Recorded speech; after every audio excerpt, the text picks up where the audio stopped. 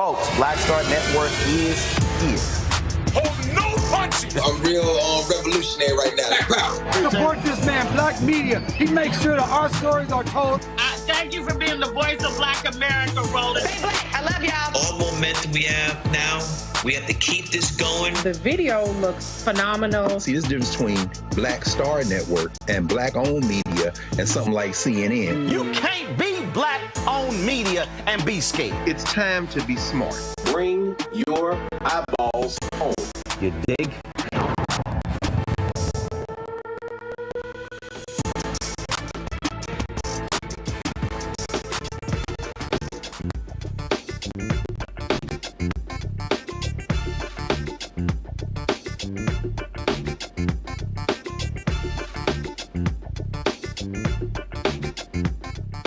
Today is Friday, August 16th, 2024. Coming up on Roland Martin Unfiltered, streaming live on the Black Star Network. An all-white jury convicts a white woman for murdering a black mother in Florida. We'll give you those details regarding the case that left Ajike Owens dead.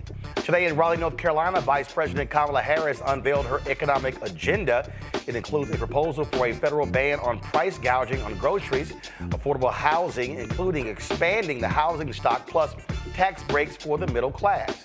We'll talk with an economist as well as the president of the National Association of Real Estate Brokers about this plan.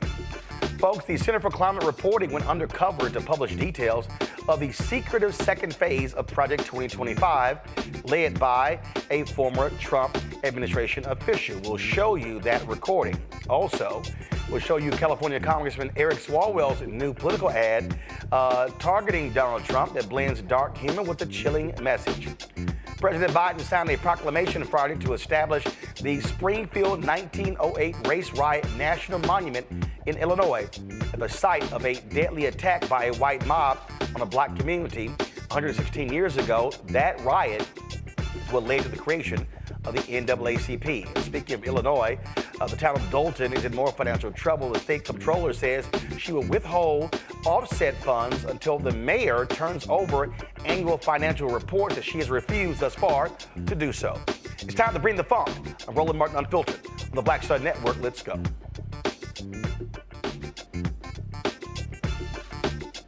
He's got whatever the miss, he's on it. Whatever it is, he's got the scoop, the fact, the find. And when it breaks, he's right on time and it's rolling. Best believe he's knowing. Putting it down from sports to news to politics. With entertainment just for kicks, he's rolling. It's on go, y'all.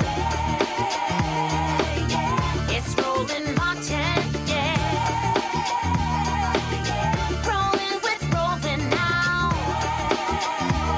He's funk, he's fresh, he's real, the best, you know he's Roland Martin now.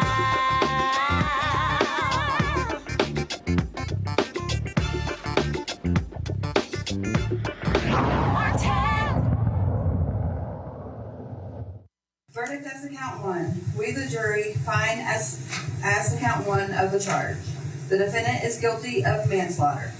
Did the state prove beyond a reasonable doubt that during the commission of the offense, the defendant personally used a firearm?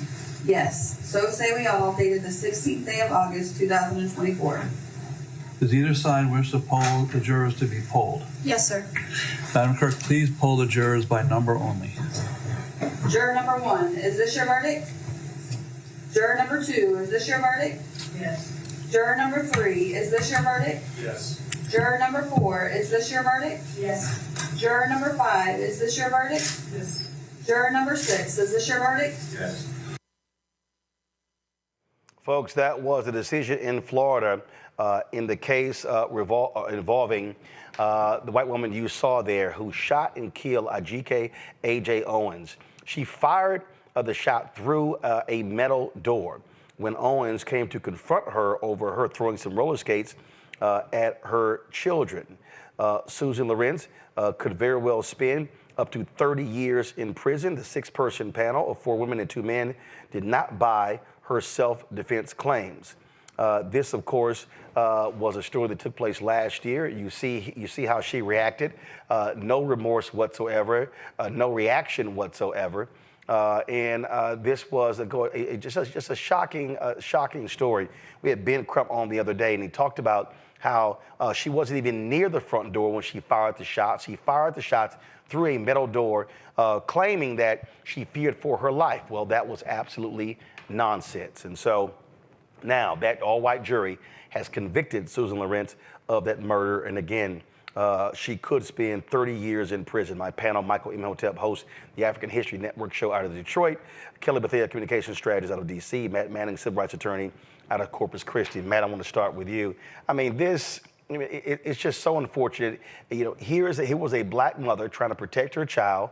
She decides to knock on the door to confront this woman. This woman then fires her gun through the metal door. She wasn't like she was inside of the house. Go to the video. This was them right here leading her out of court. You can roll it back. After was sentencing. No response whatsoever. I mean, this is a hardcore racist who didn't care that she took the life of someone. Well, I'll tell you, I'm not surprised that she didn't react.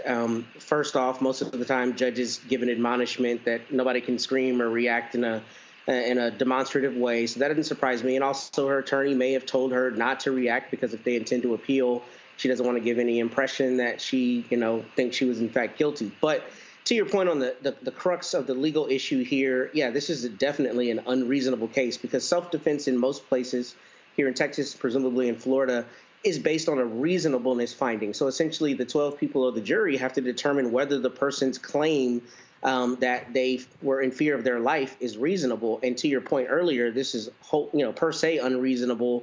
If you're not even at the door at the time that you fire, you're firing through a door, notwithstanding Castle Doctrine or any other law that may give you the right to use deadly force in protection of yourself at your home. It's still a reasonableness question. You don't get to just shoot and then ask questions later. It has to be reasonable. And the primary thing in this case, which I think you've already spoken to, is that there was a history of there being friction between the two of them.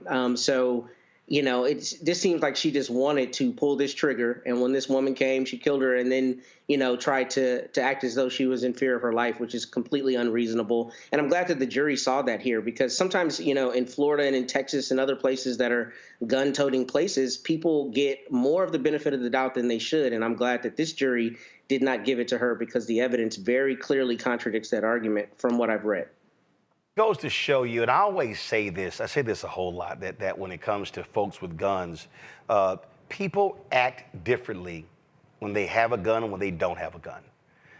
And when they have a gun, all of a sudden it changes, and there's this sort of this tough guy, this tough gal mentality. And she goes and retrieves her gun, no remorse whatsoever, fires that weapon, and she kills this mother. And now that one decision, and I often tell people, this is not just even when it comes to something like this here. I often say to people, before you make a decision, breathe. Because the decision that you could make in the heat of the moment could alter your life completely. And that's what happened here. This mother is dead. Her children don't have a mother. This woman could very well be spending her time in a maximum security prison in Florida. Who is that question for me? I agree with everything you said, Roland. My thing is, I still have a little bit of a sour taste in my mouth regarding this case because if I read the articles correctly, it took a couple days for her to be arrested, even though she admitted to killing her almost immediately after the incident occurred. And, blame it on whiteness, blame it on her looking elderly, what have you. But there's something to be said about be given the benefit of the doubt because of what you look like. And that I have that feeling that is what occurred here. And that is what's not fair. So it's like the family, I feel like got screwed over a little bit twice over because one, it took so long for her to get arrested, and two, the district attorney didn't push for a murder charge, even though they according to these articles, they very well could have. So it just feels like justice was served to the extent that they felt like justice should be served, as opposed to the latter being they threw the book at her. And I don't think that's what occurred here. And it could have. Before I go to Michael, Matt, give us a perspective on what Achille just said there. Just from your perspective, why a DH may choose not to pursue a murder charge as opposed to going for the manslaughter charge? So first, I want to speak to the arrest part, and I'm really glad Kelly mentioned that. I think that is part and parcel with exactly what I'm talking about. In certain states and in certain places where people are unreasonable, frankly, a lot of times, when somebody uses deadly force, particularly with a firearm at their house, they start from the standpoint of, you know, it was justified in the way it may not be if you and I are at a public place and I shoot you there, right? Not at my home. So a lot of times these arrests don't happen immediately, and that can be because the police are giving someone the benefit of the doubt when they wouldn't give other people the benefit of the doubt. And that very often dovetails with race, maybe gender in certain circumstances. But in this circumstance, they might have thought, here's an old white woman, we're going to take her at her word. We're not going to arrest her now, which is crazy because that's not how they normally work, especially where there's been an admission. However, as it relates to manslaughter versus murder, I was actually wondering that myself. I don't practice in Florida, so I don't know how their statute works. But in Texas, especially, you can get a lesser included finding on a jury charge. So what that means is if I charge somebody with murder as a prosecutor and the evidence comes out, and for some reason I think we should also get the jury charged on manslaughter, I can ask for that. But you normally only do that in the circumstance where there's a question about the mens rea or there's a questionable piece of evidence. This case, you don't have that. You have an admission, you have it very clearly happening, and most importantly, you have it happening after a long series of conflict. So from the mental state standpoint, in Texas, the law is intentional, knowingly, or recklessly, murder somebody, but here intentionally or knowingly for murder, this is intentional. You went to retrieve a weapon. You fired a weapon through a door. It was a weapon that was fired at someone with whom you already had conflict. That's about as intentional as it gets. So why they sought manslaughter, I don't know. Maybe they tried to give her a little benefit of the doubt because she admitted it. But, this is a circumstance where it's malicious. It's per se malicious. It's per se evil. And I don't see why you don't seek murder charges here. But there may be some nuance in the Florida law that I'm unaware of that explains that. Michael? Yeah, Roland, I remember when this story broke in 2023. It was June of 2023, I think, when we first heard about it. And it was a tragedy then. And if I remember correctly, Miss Owens' son was next to her when she was shot.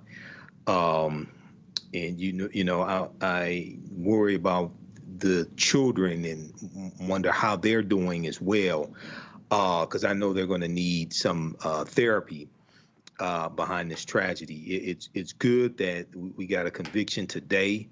Ms. Lorincz can face up to 30 years in prison, but one of the things that came into play in this case. So one, this is Florida. We know Florida's a former Confederate state, a deep history of racism.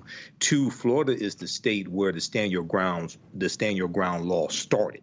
That was the first state to have a stand your ground law, and we know that law also came up during Trayvon Martin. If I remember correctly, the ruling in the case wasn't based upon stand your ground, but it did come up in the conversation. So, looking at the stories on this and the piece from the New York Times, Ms. Lorincz yelled racial slurs, at the children before Ajike Owens went to her house to find out what was going on, et cetera. So, this is just a tragedy all the way around. But I would be interested to find out what type of news did Ms. Lorincz, what was her main source of news? Was it Fox News? Was it one of these right-wing news organizations? Did she sit up and listen to conservative talk radio all day? Because I think that very well could have influenced her behavior. Well, there's been nothing that's even suggest that in terms of what she watched, what she listened to. I was asking a question. Well, yeah, but what I'm saying is that never even came up. So it's not like that was even that wasn't even a part of the proceedings this week. So no one can answer that question because it didn't come up. So it's not like that actually came up during the court. Bottom line is, you got some folks who may not listen to any news, and they just some racist folks who got no problem killing anybody. I think about that crazy fool in New York State where this couple pulled into a driveway. It was the wrong driveway, and this fool came out firing, shot and killed the woman, and then he went to prison. You just got some crazy, deranged people out there who, no matter what they watch or listen to, they're just nuts. And so now she's convicted, and she's going to sit her behind in that jail, and she's going to think a long time. And I hope they give her the maximum sentence as a result of her shameful actions and what she did here. Taking the life of this mother was just unbelievable and shocking and stunning, and now she's going to pay the ultimate price. Without the ultimate price, but the ultimate price is frankly death.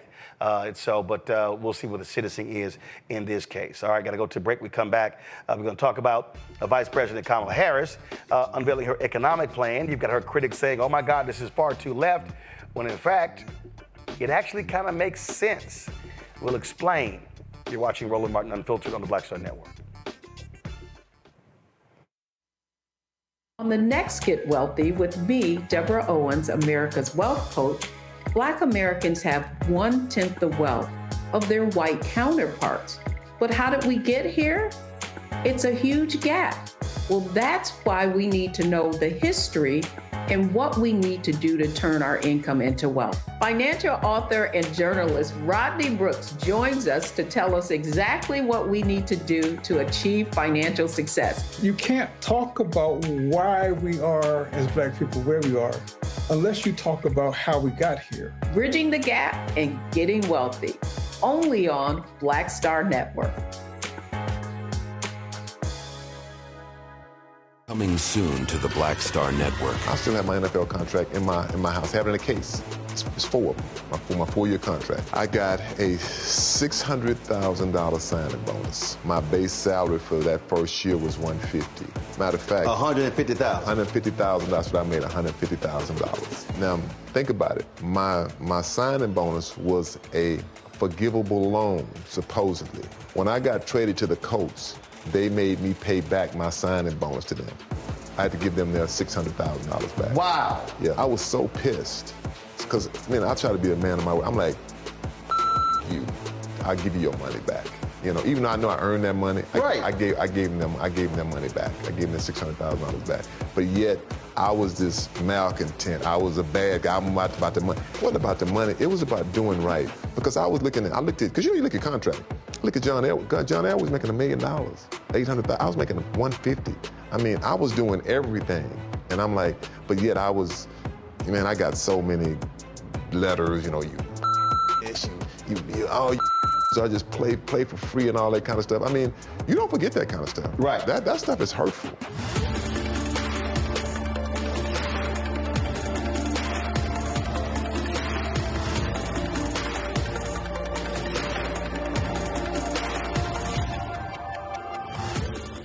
Hi, my name is Freddie Ricks. I'm from Houston, Texas. My name is Sharon Williams. I'm from Dallas, Texas. Right now, I'm rolling with Roland Martin, unfiltered, uncut, unplugged, and undamn believable. You hear me?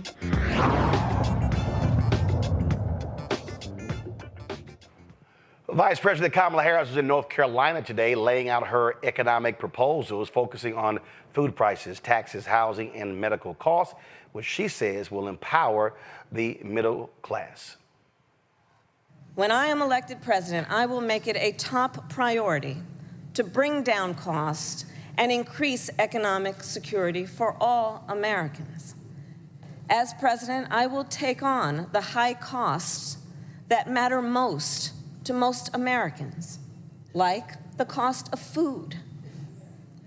We all know that prices went up during the pandemic when the supply chains shut down and failed. But our supply chains have now improved, and prices are still too high. A loaf of bread costs 50% more today than it did before the pandemic. Ground beef is up almost 50%. Many of the big food companies are seeing their highest profits in 2 decades. And while many grocery chains pass along these savings, others still aren't. Look, I know most businesses are creating jobs, contributing to our economy, and playing by the rules. But some are not, and that's just not right. And we need to take action when that is the case.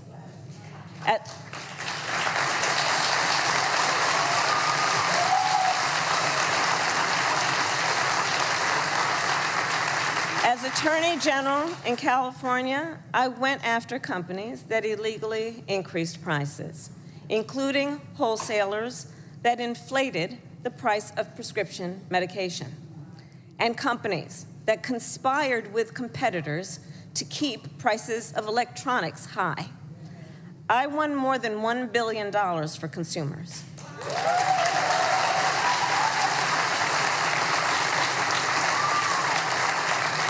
So believe me, as president, I will go after the bad actors.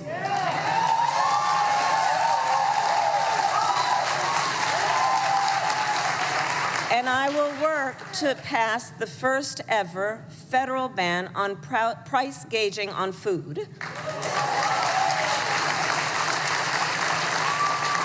My plan will include new penalties for opportunistic companies that exploit crises and break the rules, and we will support smaller food businesses that are trying to play by the rules and get ahead.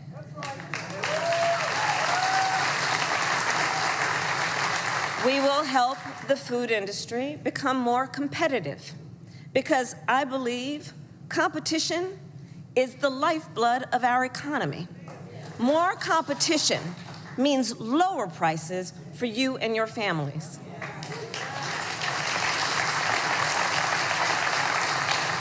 Now compare what Donald Trump plans to do.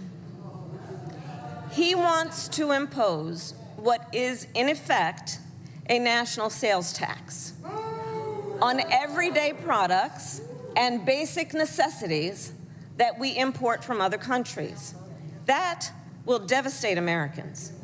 It will mean higher prices on just about every one of your daily needs. A Trump tax on gas, a Trump tax on food, a Trump tax on clothing, a Trump tax on over-the-counter medication. And you know, economists have done the math. Donald Trump's plan would cost a typical family $3,900 a year. At this moment, when everyday prices are too high, he will make them even higher. As president, I'll take on the issue of the cost of health care. As Attorney General, I took on insurance companies and Big Pharma and got them to lower their prices. And together with President Biden, we've gone even further. We capped the price of insulin at $35 a month, and the total cost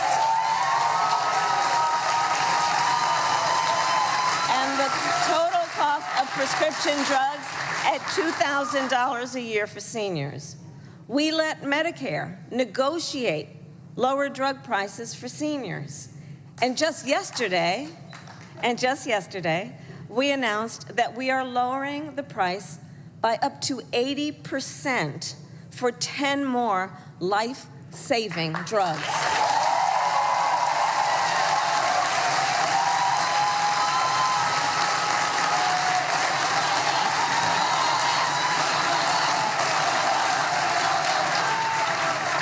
And I pledge to continue this progress. I'll lower the cost of insulin and prescription drugs for everyone with your support, not only our seniors. And demand transparency from the middlemen who operate between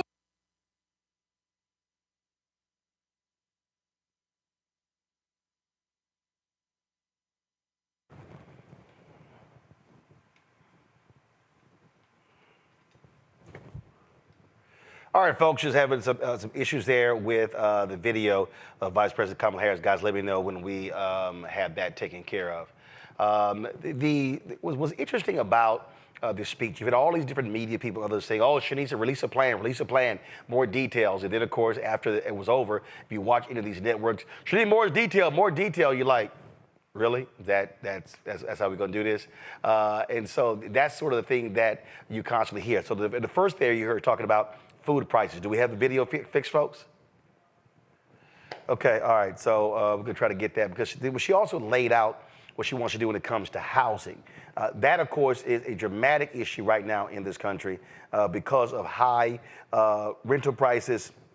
Also, you have, of course, lack of affordability in the country, and there are numerous reasons why that's the case that often don't get talked about. And the vice president tried to actually address that by talking about increasing the housing stock in this country. And so we're going to break this thing down because if you watch a bunch of these other different people, you see them saying, well, this is too progressive, it's not moderate, it's not, she's taking this idea from Republicans, all this sort of stuff along those lines. And for me, I don't actually see how her proposal is so unbelievably crazy progressive. That makes no sense to me whatsoever.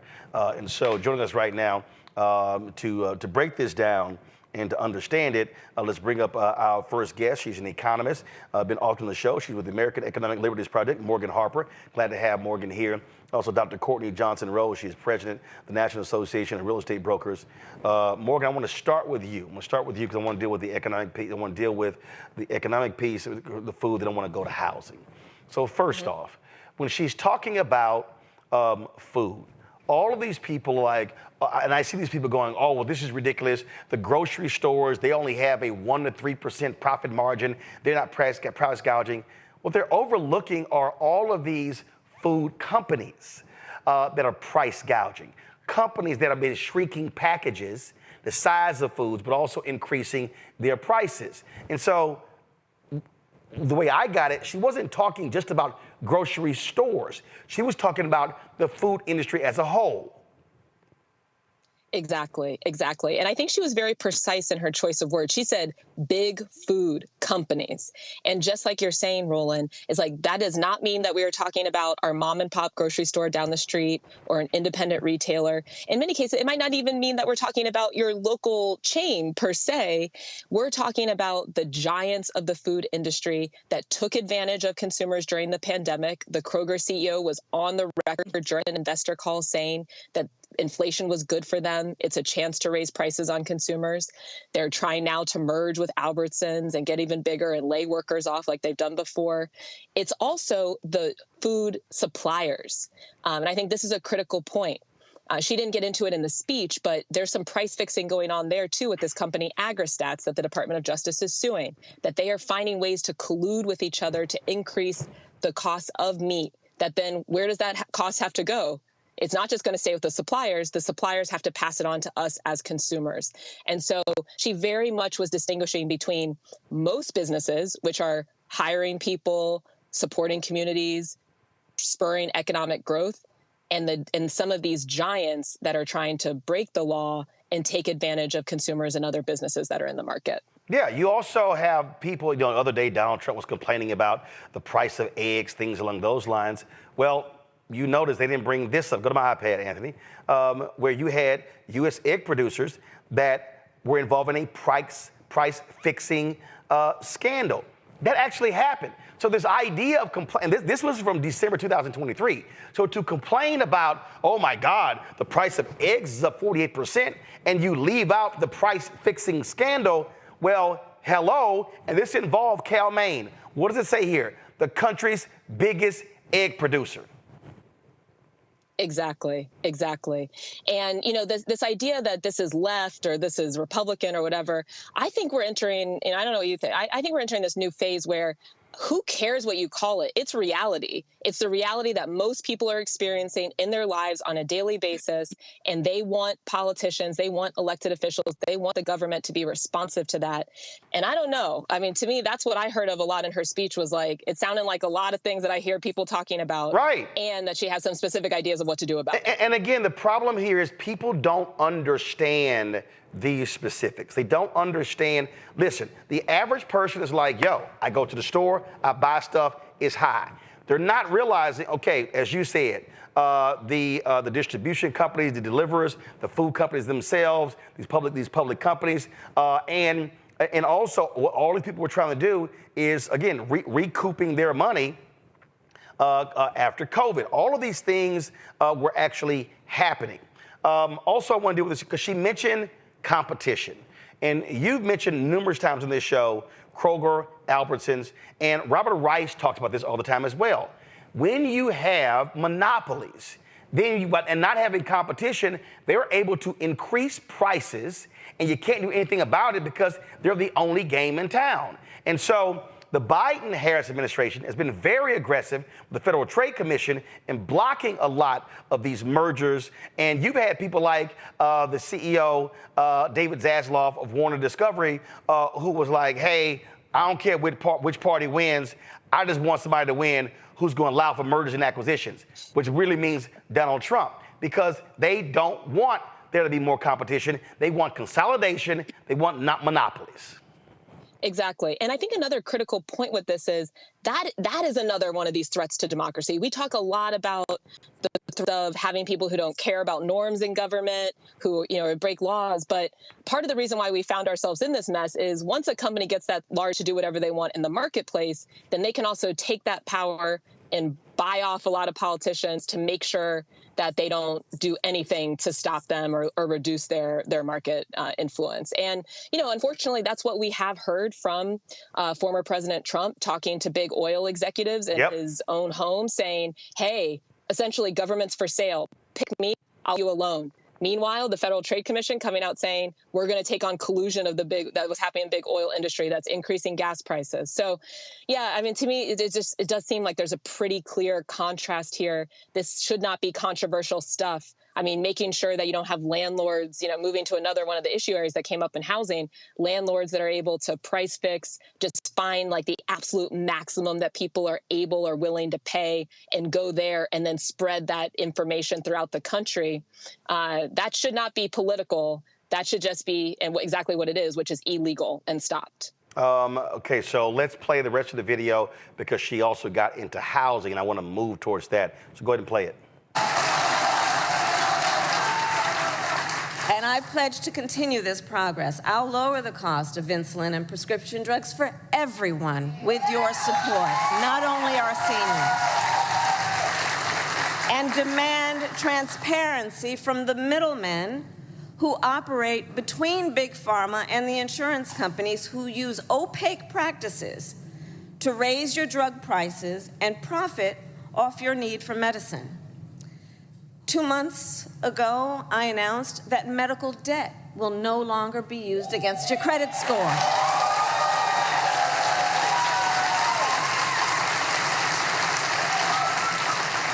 And I will work as president with states like here in North Carolina, Roy Cooper, thank you again, to cancel medical debt for more and more, millions more Americans.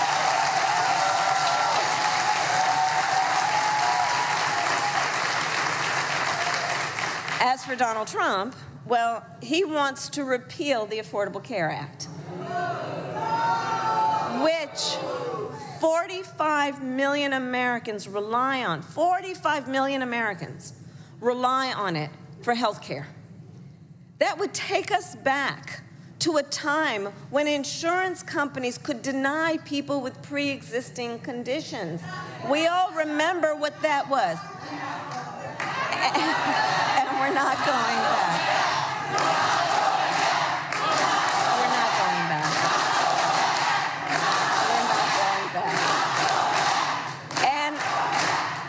And remember, and this is why we're not going back, because we do remember, he tried to cut Medicare every year he was president, threatening a program that tens of millions of seniors count on.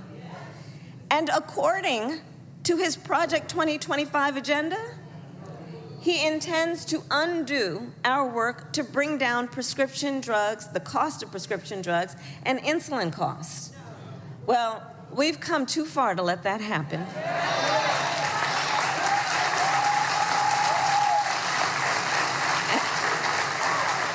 So we're not going back on that, and let's talk about the cost of housing. So now, the housing market can be complicated, but look, I'm not new to this issue. As State Attorney General, I drafted and helped pass a homeowner Bill of Rights, one of the first in America. And during the foreclosure crisis, I took on the big banks for predatory lending with many of my colleagues, including Roy Cooper, and won $20 billion for California families when I was Attorney General.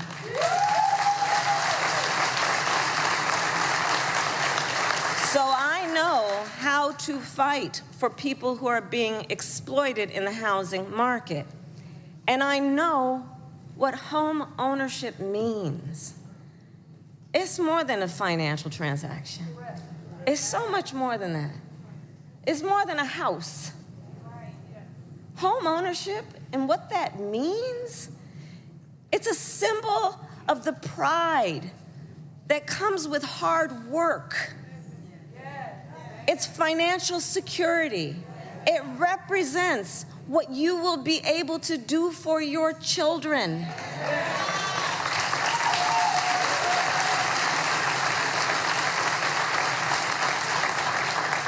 And sadly, right now, it is out of reach for far too many American families. There's a serious housing shortage. In many places, it's too difficult to build, and it's driving prices up.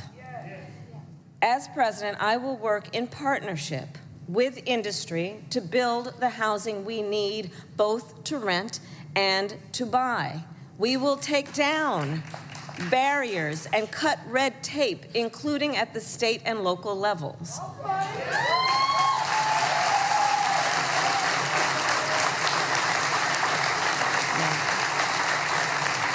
And by the end of my first term, we will end America's housing shortage by building 3 million new homes and rentals that are affordable for the middle class. All right, folks, so let me explain something to you again that people don't necessarily think about. This year marks the 90th anniversary of the Federal Housing Administration. Go to my iPad. This was the press release that HUD's posted in June. And so it talks about, so this was created under President Franklin Delano Roosevelt. This was part of the National Housing Act of 1934. Now, the press release didn't talk about this here, but the reality is this here. This same act is what instituted racism in America, okay? It instituted housing racism. And so, what we saw here was, with this particular act here, so I'm gonna scroll down here, and I'm gonna pull this up right here. So key events. So you see right here, signed into law June 27, 1934. It said right here, 1950. The Housing Act of 1950 amended the National Housing Act to encourage the production of housing for middle class families, and established Section 213 for mortgage insurance on cooperative housing projects. Okay, I want y'all to hear that again. What I just told you, in 1950, the Housing Act of 1950 encouraged the production of housing for middle-income families. What did Vice President Kamala Harris just say? Wanting to build more homes, wanting to build new homes. Now, check this out. And y'all have heard me discuss this over and over and over again, the housing crisis in America. Go to my iPad. And I've been covering housing my entire career. What you're seeing right here are the number of homes built in the United States between 1900 and 2021. So, if you go to the beginning of the 1900s, okay, you saw 1.78, 2.652, 4.16, 2.67, 4.79, boom! It jumps to 10.08. Oh, I'm sorry. When was that? 1950 to 1959. So, why is that important? That's after World War II. So, guess what did you then have? You had, of course, all of those soldiers coming back home, GI Bill, buying homes. So you see the explosion. So let's go. 1960 to 69, 9.49 million homes built. 1970, 1979, 12.37 million homes built. 1980, 1989, 12.14 million built. 1990 to 1999, 12.49. 2000 to 2009, the most homes ever built in American history, 14.56 million. But what happened? The housing crisis, because of free money, no standards, and America went haywire. What happened then? Housing crisis, 2008, 2009, 2010. It crumbled. Prices dropped. Folks, 53% of black wealth wiped out. Folks were losing their homes because of balloon notes, all those different things. What then happened? To go back, 2010, only 6.9 million homes built. There was a housing crisis. And so home builders were not building homes. Again, 6.9 million. When is the last time we built less homes than that? Right there, 1940 to 1949. Okay, now let's go right here. So here we are, 2010, 2019, 6.9 million homes. Now, this chart was done in 2021. The problem is we are building fewer homes in 2020 present day. So now that means that we have back-to-back decades. Now we're a decade and a half, we are so far behind of building new homes. You have significant housing demand. More people, more demand, fewer homes. Plus, private equity has been snapping up homes left and right. It's estimated by 2030, private equity will be owning 40% of all U.S. homes in the country. So, when Vice President Kamala Harris unveils a proposal today saying we're going to build 3 million new units over the next 4 years, she is trying to say we have to catch up because of the problems that we had in the housing market all of the last 2 decades. And so, for everybody sitting out there, and you're like, my rent went up, it keeps going up. Here's why it's going up. There are people right now who should be owning homes who can't.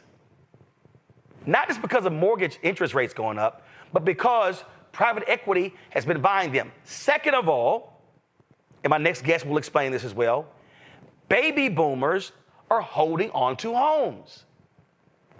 See, you got to put all this stuff together. Typically what happens, baby boomers get older, then they sell homes, they might move into condos, they might move into homes with their families. That's not what's happening. They're living longer. And so all of these factors are what's driving the housing crisis. So it's easy to say, Biden's fault, rent's going up. No, it's not. Right here, when you had homes that were built in 2010, Obama was president. He's vice president. That was happening. And so we have to have a deeper understanding of what's happening in the housing market. And so we're going to play a video later from Robert Reich. I think it's really important as well. But let me bring in Dr. Courtney Johnson-Rose.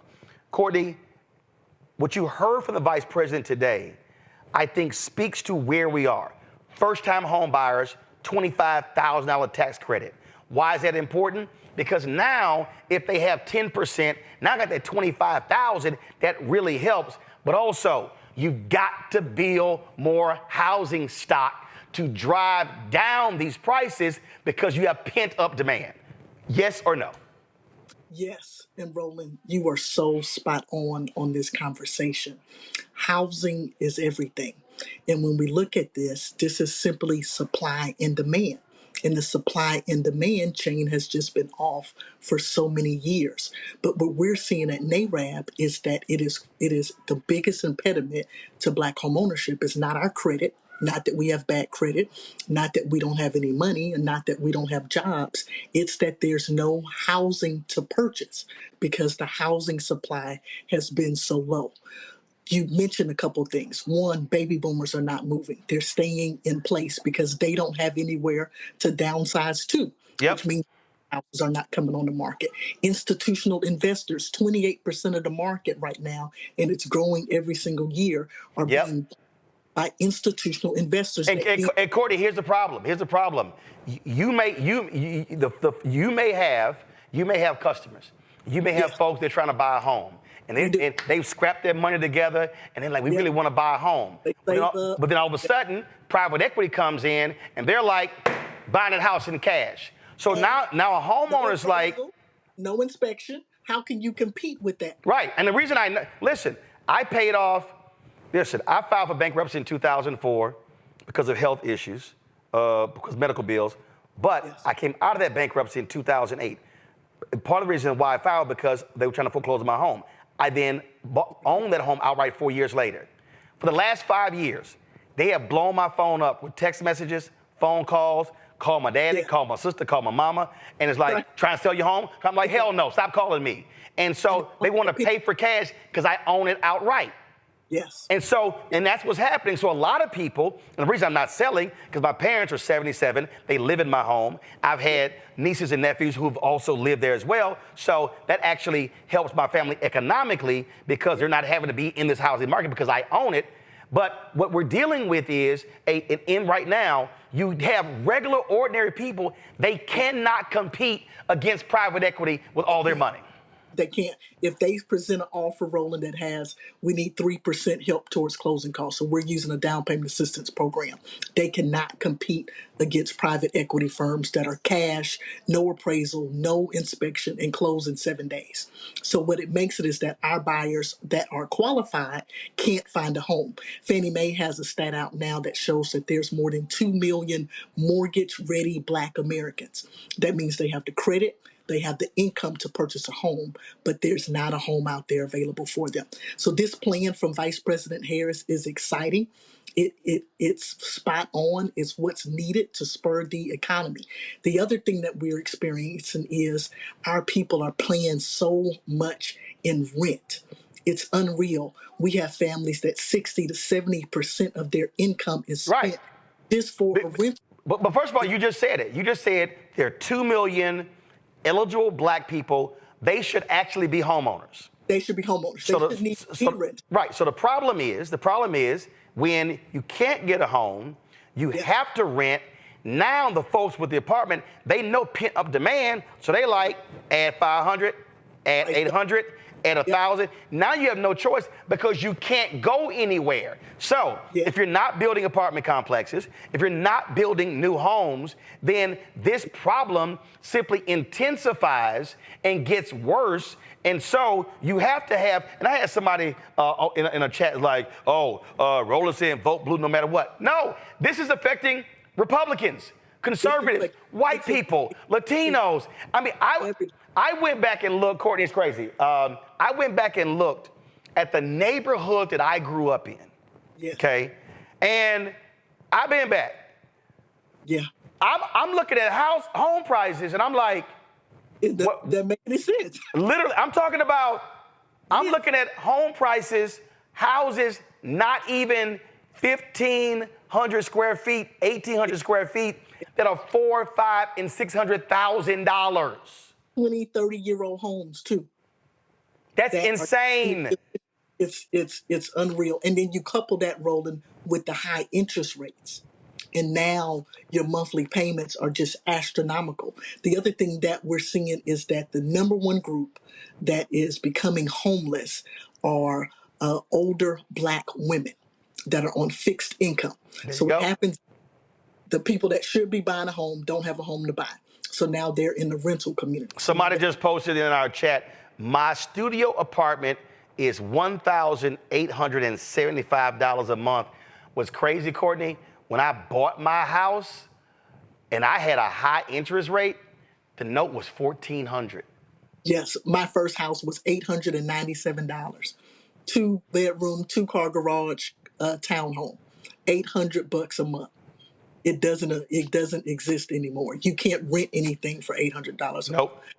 So the only way to deal with this, the federal government has to come in and say we have to spur the building of new homes. And so all of a sudden, if you now have 3, 4, 5, 6 million, she's simply saying we got to play catch up because then, so doing that, that's going to actually decrease the pent-up demand. And then what's going to do is it's going to force those folks who are with the renters. Now people are going to have more options. They have to bring down prices. It's going to take that competitiveness off out of it and bring down the price. And I love your analogy, Roland, about how FHA has done it before. It's why it was created. Yeah. It's the tool.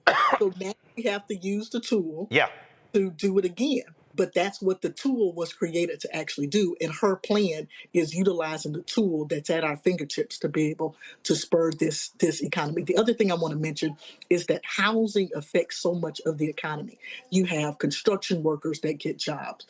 You have people that buy new furniture. You have real estate brokers that get paid, inspectors, appraisers, mortgage companies. It's a whole industry. Yep. We can also be excited about her bringing this industry back to life that has been suffering over the past few years.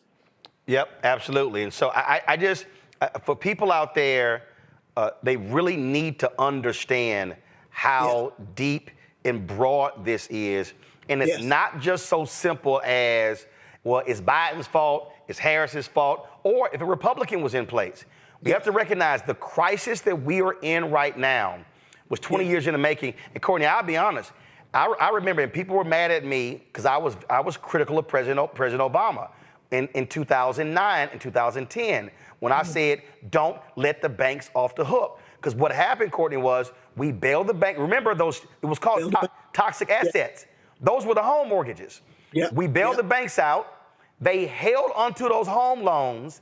And when they recovered, they were selling 25,000 lots to private equity, and that's where we are right now, right?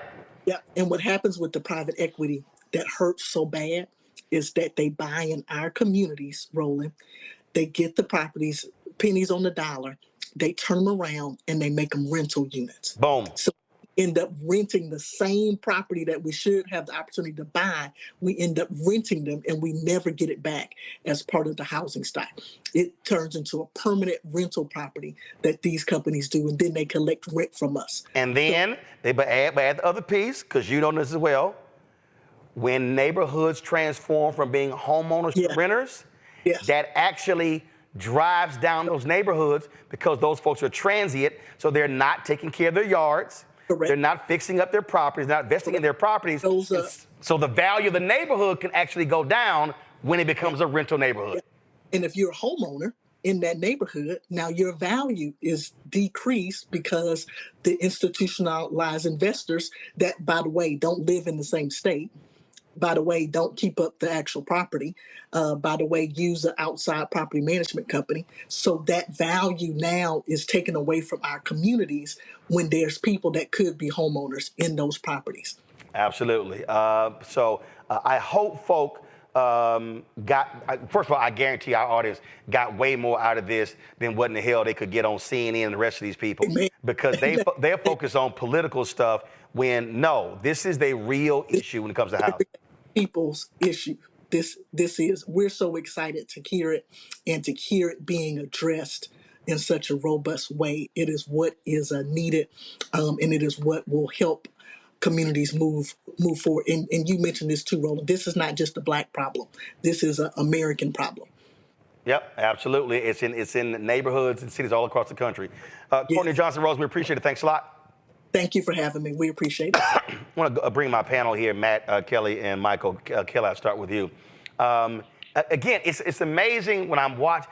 I'm seeing all these tweets, and I'm seeing these people on these other networks talking about the proposals and oh my God, and this is just far left stuff. And I'm like, what the hell are y'all talking about? High grocery prices ain't far left. That impacts every single person buying food. Housing crisis ain't far left.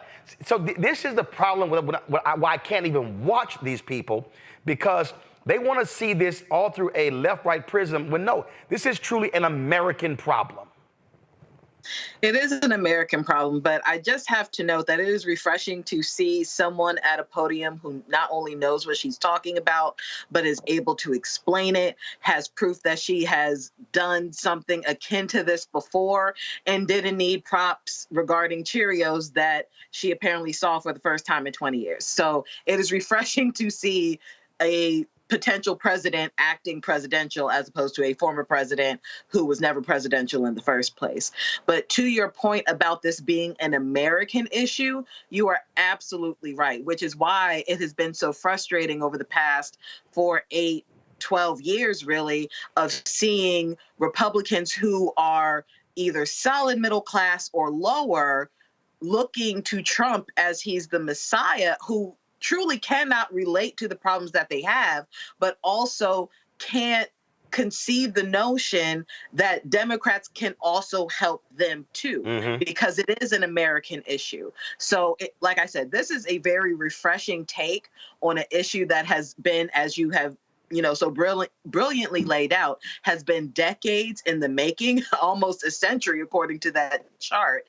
And we actually now finally have a plan to get us across the finish line such that we can actually achieve the American dream, however, it shapes out to be in this new century.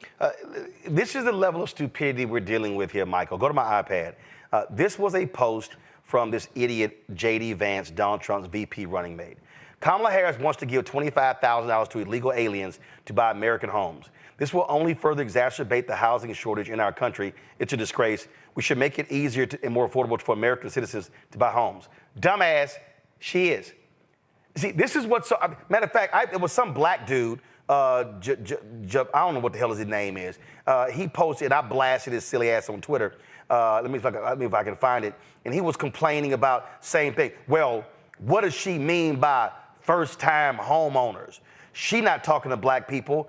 And then he puts in the same tweet, you're gonna love this, Michael. He puts, and I'm going by memory, he puts in the same tweet, we have the lowest home ownership rate in the country. And I was like, fool, if black people have the lowest home ownership rate in the country, that means it's a lot of us who gonna be first-time homeowners. That's how dumb this dude was. He literally put it in his tweet, and I was kind of like, yeah, that's why she wants to give $25,000 to first-time homebuyers. And so if black people own fewer homes than anybody else, that means a bunch of us who are first-time homeowners. See, people like that only pay attention if it says black. And they don't realize that all this stuff impacts black people. Yeah. Oh, he black now. He black too. It's going over their head, Roland. It's going over their head. Now, that program right there, $25,000 tax credit, first-time home buyers, and it also, when I was reading articles from ABC News and NBC News about this today, it also applies to people, first-time home buyers, and like the previous, like their parents didn't own a home as well. Okay, it talks about that. Yeah. So this is monumental. This is monumental. This is reminiscent, and I teach this history. This is reminiscent to post-World War II during the baby boomer, generation. Okay, and homes being made, homes being built in the suburbs, and unfortunately, many African Americans, we were discriminated against when we tried to take advantage of our GI Bill benefits to get the loans to buy those homes in the suburbs. So this is huge, and this will also add to the gross domestic product. This will, and she didn't. I watched the press conference. I watched the speech today. She didn't even talk about how this is going to impact the skilled trades. I used to manage a skilled trades program for a local community college. Okay, you're going to have people going into the skilled trades who will be able to be put to work immediately. This is going to have a big impact on hardware stores as well. Now, Donald Trump right now is going crazy. I'm telling you right now that he's having a cussing fit because she's blowing him away, and everybody sees how this is going to be important. And one of the things she's going to do is attack, it's the preventing the algorithmic facilitation of rental housing cartels. Okay, and this is a bill she's proposing. Again, let's slow that down, because what people don't understand when Courtney was on, here's what people don't realize. when she said the people who are buying these homes don't even live in the state. They ain't never even seen a home. They are literally sitting at computers, and they are using algorithms to know when stuff comes up for sale, and then how to bid on it. And so here you are. Here's Kelly. Here's Matt. Here's Michael. Here's someone looking to buy a house, and you're sitting here like, man. And they already got that algorithm running, and you put your bid in, they upping it. You put your bid in, they upping it. And you don't know what the hell is going on, because they are sitting on private equity money to buy them up because they want renters. Right. That's what I'm coming into. There's a big article from ProPublica from October 15th, 2022 called "Rent Going Up, One Company's Algorithm Could Be Why." And it deals with these algorithms that are being used by the cartels, like she's talking about cracking down on. And this is jacking up the cost of rent, but then it makes it harder for renters to actually save money to even buy homes if homes are available. So she's attacking this from different angles. This is brilliant. Yeah, it is. This is how you win an election. So Matt, here was this fool, Jamal Green. Go to my iPad. This fool tweeted, does anybody want to tell me what first generation is code for? LOL. Dumbass is first generation. Pay attention to the cryptic words being used to show us what agenda is their agenda. Yet you literally have black folks acting like the Democrats will prioritize you when you have the lowest home ownership rate in the country at 44%. Like, stop. See, Matt, the reason I can't stand fools like this here, and I think this fool ran for mayor of Chicago or something, I don't know, but he's stupid. Here's why it's dumb. I remember 2008 having Alphonso Jackson, who was the HUD secretary, on my WVON radio show. And what happened was we had a national standard when it came to these mortgages.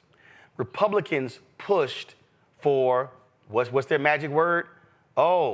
Let's get rid of bureaucracy, okay? Free market systems. So we went from a national standard to a 50-state standard. So that's when it went haywire when it came to doing all these loans. That is what led to this housing crisis. This whole free market capitalism, let's just de-emphasize and let's bring it all down.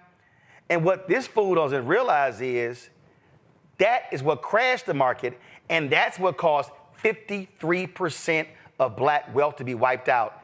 Under Bill Clinton, we got the closest we've ever had to 50% home ownership. But this is literally how it's gone for black people. Up, down, up, down, up, down. And so you have never had 20 consecutive years of black home ownership growth because you've had these ups and downs with the economy. This is a brilliant plan because you have to attack the housing crisis, which is part of the economic crisis, in this way.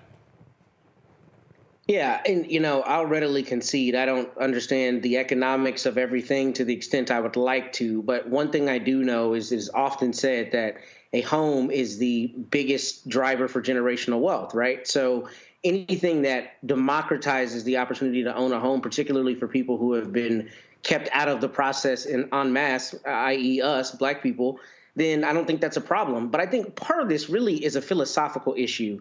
The biggest issue is we have a free market system wherein we allow things that are necessities to be commodified. When you allow housing and medical and things that are necessities to be commodified to this extent, and you don't regulate it such that your average person gets to actually participate, then you have this kind of thing happening where you have private equity firms that are buying homes based on algorithms, and the family who's trying to get their economic life started can't do so because they're getting pushed out of the market. That's especially true in my hometown, in Austin. You look in Austin, a house is listed and people these absurd. I mean, I have friends, literally, people I grew up with who cannot live in the city limits of their hometown because it's so expensive. They're getting pushed way out into the boonies because that's the only place they can afford a house. In many ways, Austin, Matt, that was my first job out of college, Austin American Statesman. Because of technology companies, Austin is damn near going to be like San Francisco, where they're driving everything up and you're pushing everybody out. I live in D.C., and that's exactly what's happening. I get text messages probably twice a month where they're trying to buy my parents' house. The little house I grew up in that was at the edge of town when they graduated from the University of Texas. My sister and I grew up there. They still live there. The house is very small, and they will offer crazy money to buy it because it's in Austin. They know how hot the market is, and they know that they can resell it and make money. And the bigger issue is when we allow basic necessities to be commodified to this extent, then it pushes people out. And you know, the philosophical idea of free market is fine, but the problem with that is we know that's disingenuous because we bail out banks, right? We bail out those who are too big to fail or whom we find there's some economic benefit to save, but your average consumer doesn't always get that fail safe. So any program that tries to allow the middle class to really participate and have those entrees to economic freedom and economic longevity are good things. And I think that comes with some amount of regulation. And one thing I want to say on that is people always say, oh, that cost is going to be put on us. That cost is going to be put on us. It will be. But if that cost is small, if it's marginally felt for each individual taxpayer, but we have the overall benefit of a program that helps everyone, it seems to me that's the business we should be in. Yeah, but here's the whole deal, though. First of all, a tax credit, that's actually not pulling money out of your pocket. And for all of the people out there who say those things, let me remind them there are literally billions upon billions upon billions of dollars that go to major corporations every single year in tax credits. But you know what we say? We call them economic incentives. We call them tax increment financing districts. We call them opportunity zones. So in America, this is the fundamental problem with America, especially Congress. We have no problem helping out major corporations when it comes to actual people. No, we can't do that. No, we actually can't do that. And that's the problem that we have here. And for the people out there, and again, I've seen so many of these other networks, and it's driving me crazy watching them. I'm like, what the hell are y'all talking about? Because they're so stuck on process. Because, and listen, when I was at CNN, I experienced this. We were discussing the Affordable Care Act. And what drove me crazy, listen to all these people. We were on the air, and they were talking about this, that, and they were going process. And I'm sitting here, and I'm watching it. And I remember it was around the Olympics. And I remember Wolf Blitzer made some, I think Obama, he moderated some discussion, and Wolf Blitzer made some comment about, and he used the gold, silver, and bronze analogy. And I was trying not to clap back hard on Wolf, but I said, I'm sorry, I can't sit here and use sports language to discuss health care. I said, I had to file for bankruptcy because of health care, because my appendix ruptured and I had no health insurance and I couldn't afford Cobra when I lost my job. I said, so I'm sorry, I'm not playing with this issue. And I remember sitting with the worldwide CEO of CNN, Jim Walton. And I said to Jim Walton, I said to John Klein, the president of CNN US, I said, can y'all stop talking about the Affordable Care Act as a process? Can you actually talk with people who have health issues, who are dealing with this here? So when we're talking about this stuff, this is affecting real people. And so I'm not calling what she laid out far left and just crazy and all that sort of stuff. This is not far left. This is actually real. And because I own that home in Texas, my parents have lived there last 10, 12 years. So that means that they aren't having to spend 70% of their fixed income on housing because they're just dealing with upkeep. Nieces and nephews have lived there, so now they are able to build in the first 5, 10 years of their life as adults and not be burdened with this here. So the fact of the matter is, this is why home ownership matters. So by me owning a home, there are multiple generations of my family who are benefiting from owning just that one home. And that's the difference between renting and owning. And people have to understand that. I saw this great video by a former Labor Secretary, Robert Reich, on this as well. And I want to go ahead and play this because I love how he breaks it down. And you know what? I really wish And I would love to see this. I would love to see the vice president, when she's giving one of these speeches, I would love for her to treat it like a classroom. I would love for her to do exactly what he did here, the chart that I showed, to show people that whole deal versus just standing in it. Because again, I think there has to be more teaching of people who don't understand the economy or civics as opposed to just speeches. And so watch this.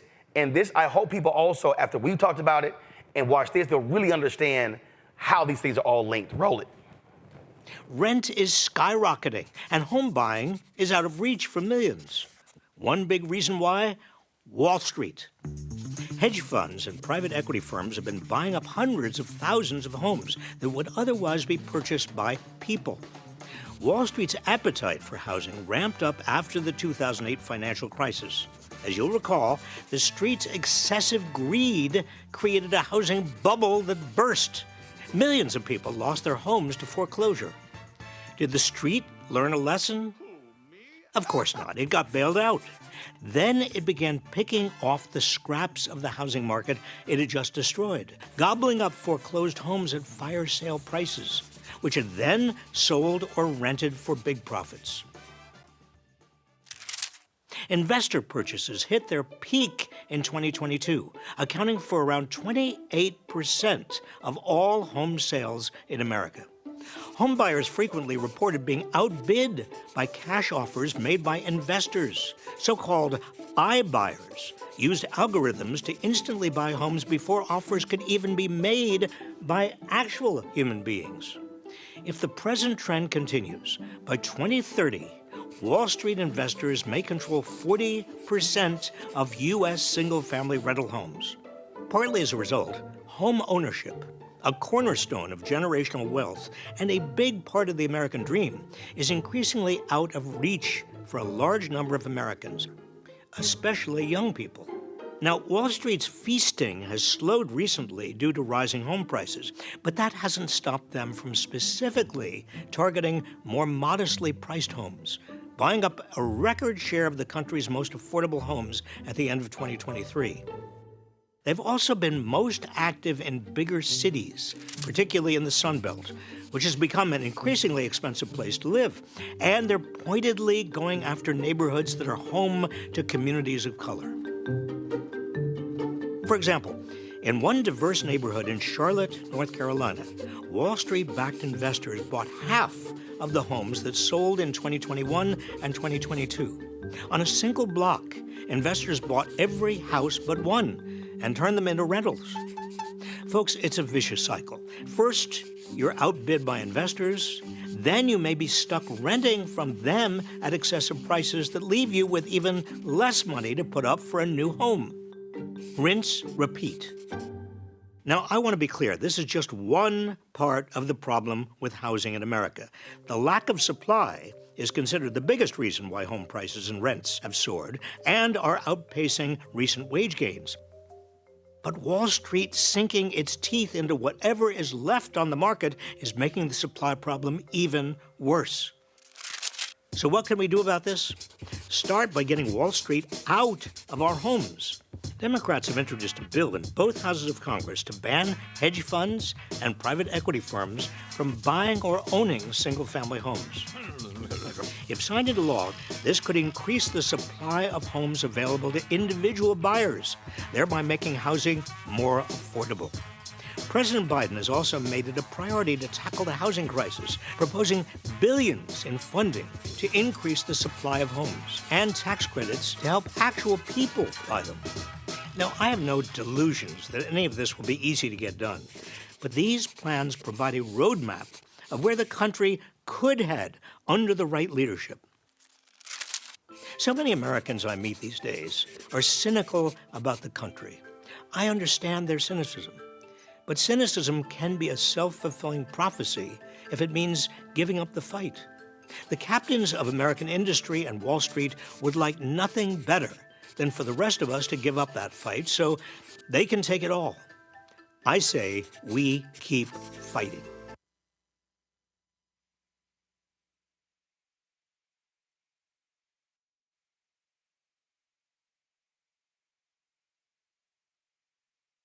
Everything that we explained, you saw it right there. That bill, and I'm just going to quickly go to all three. That bill, I'll start with you, Michael, has to be supported. Wall Street cannot be involved in buying single-family homes in this country. I totally agree. And this is using the power of government to benefit the people. More has to be discussed on this and really break this down, how this works, and also deal with what the executive branch can do outside of Congress, and then deal with how to get it passed through Congress. But also this puts into play why Democrats have to take back control of the House and why they have to expand their margin in the Senate as well. Because if you get to 54, 55 in the Senate, you can probably change or do a carve out to the filibuster rule. It is just, I mean, again, we sit here and watch this. This is one of those things where this is a difference between two parties, Kelly, where you have Republicans, they will do the bidding of private equity. Look, you got some Democrats in private equity as well, but this is the type of bill that should be bipartisan, because if Wall Street owns, and listen, 2030, that's just 5.5 years from now. If they are owning 40% of all U.S. homes, we are absolutely screwed, because they have no incentive to sell. They want people to be renters. For sure. And, you know, renting is a very lucrative business, as somebody who is giving their money away by renting because of the lack of housing. And I made a point, sorry I interrupted you, Matt, at the beginning, but I live in D.C. and he's talking about what's happening in Austin. I feel like D.C. is closer to becoming what San Francisco and the Bay is experiencing than Austin is, because there is virtually no affordable housing in DC right now. And by that, I mean not just, you know, sectioning off rentals to those who are making less than X amount of dollars a year. I am in the tax bracket where I make too much to qualify for the affordable housing, but make too little to actually buy, right? And me, my peers, and so many other Washingtonians are going through that exact same thing. But you also can't afford to leave because this is where the jobs are, right? So like I said previously, what Harris is proposing is profound and it is brilliant, because it's not just addressing an issue that involves Democrats and people who just lean blue all the time. This is an American issue. This is something that is happening to everybody. And in fact, if I recall correctly, this is really happening to Trump's voter base, and a lot more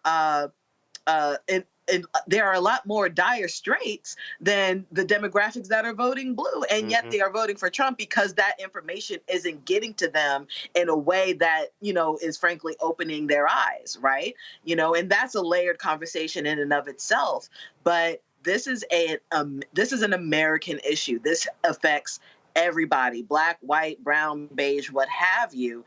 And should it actually be implemented correctly, this could transform how America is viewed, how we view America, and how we move forward. To Michael's point, this is also why we need to vote up and down the ballot. This is not a vote just for Harris. We need to look at our Senate. We need to look at our Congress. We need to look at our local elections that are up right now, because all of that needs to happen in a way such that she can do her job, so that we can live the way that we need to live and want to live as Americans in this country. And see, Matt, the Washington Post, they put out this editorial: "The Times demands serious economic ideas. Harris supplies gimmicks." Well, that's what happens when you're sitting in rarefied air, which is beyond stupid. In their editorial, they're complaining about when she's talking about price hikes, things along those lines. They say, oh, these things are vague, stuff along those lines. And then they claim that these price hikes are not what's causing inflation. That's absolute BS. And not only that, here's the other thing that these folks don't want to deal with. And again, I get how Americans operate. This guy put out this post right here, and he said, Bill Prady, he said, someday some reporter will figure out how to explain to the American public how post-COVID inflation was a worldwide phenomenon caused by pent-up demand, and that the Biden-Harris administration handled it better than every other country. And so he shows a chart here from the Council of Economic Advisors, and it shows you Italy, UK, Germany, Europe, France, Canada, Japan. The United States has been able to lower inflation to a lower level than any of these other countries. People can't, I guess what drives me insane, Matt, are these people act like COVID never happened. They act like 2020, 2021, and 2022 didn't exist. They literally act like, well, Trump said gas is $1.87 because no one was driving. They act like, they act like, it's like, people were actually at home buying things. I had a cam link, and I have it in my bag. It allows you to connect your camera to your computer to live stream. That cam link is like $130. During COVID, it was $1,200 because there was scarcity. So we went through scarcity. We had supply chains. Nothing was being made. Nothing was being fixed. I had a Sennheiser microphone. I need to be repaired. They were literally like, hit us next year because nobody's at our factories. And so that's also what is maddening, this idea that that never happened. So I don't understand why inflation is so high. I don't understand why these are happening because we literally had a worldwide damn pandemic the first time in 100 years.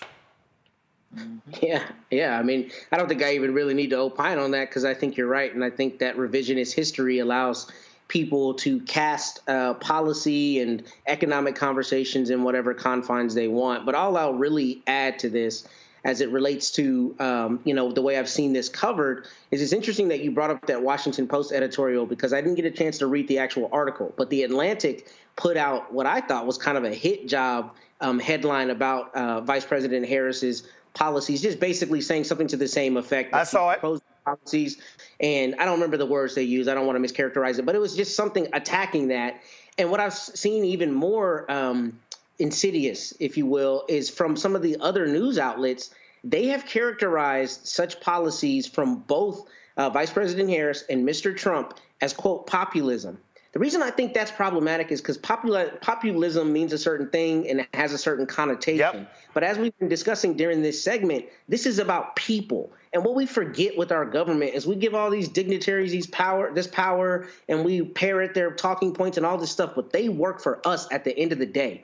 And if people can't buy a house, if they can't go to the hospital when they get sick, if they can't afford to get sick, if they can't afford their food, we have a fundamental problem in this country, no matter what your ideological position is. And it should disgust you that there are people who are ardently opposed to the idea that people should be able to own and purchase a home when we know that is a primary economic vehicle for generational wealth. I mean, we have a sick delusion in this country where we take talking points and philosophy over people and what happens to them. So the idea that you'd even characterize this as populism as opposed to a necessity for people who need to buy homes and who need to get health care and all the other litany of things that we've allowed to just run amok with commodification is disgusting. And that is the American problem. The idea that we talk about freedom, but we don't ever say that farm subsidies are welfare. Boom. Call it that. When we tell a corn producer, don't produce so your price stays at a certain level and keep driving that Ford F-350 off of government subsidies, but we castigate the black person who lives in inner city, wherever, who needs help, right? That becomes the face of it. That's who we should be helping, not a farmer who in a free market can't afford to keep their prices right. I mean, the reality is just the ideology runs amok and people don't think about what is actually happening on the ground. So the idea that there's legislation that either side wouldn't support that helps your average American family buy a house is disgusting, and they need to be taken to task for that. And we as people need to stop allowing this ideology to drive what happens in the halls of power. They work for us. We don't work for them. And if they aren't working for us, the system has to change. And that's why you mentioned The Atlantic. I criticize the Washington Post.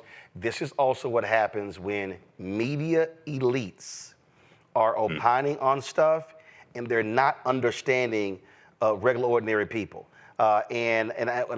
Listen, somebody could say, oh, well, you're a media elite. But let me tell you something. When I was on that air, I talk about what that bankruptcy was like. what it was like sitting in that hospital, having those real conversations.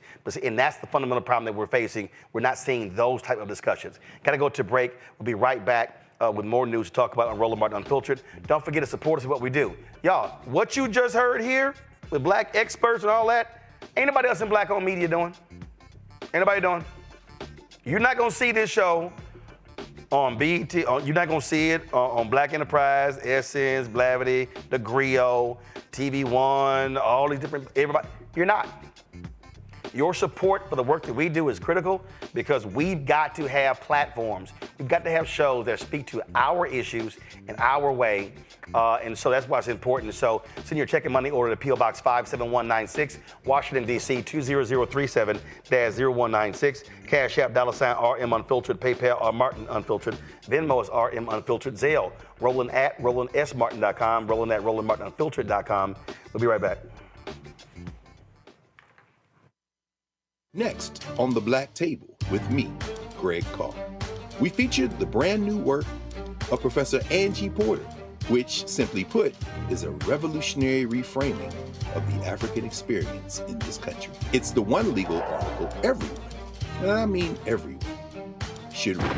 Professor Porter and Dr. Valencia Watkins, our legal roundtable team, join us to explore the paper that I guarantee is going to prompt a major aha moment in our culture. You crystallize it by saying, who are we to other people? Who are African people to others?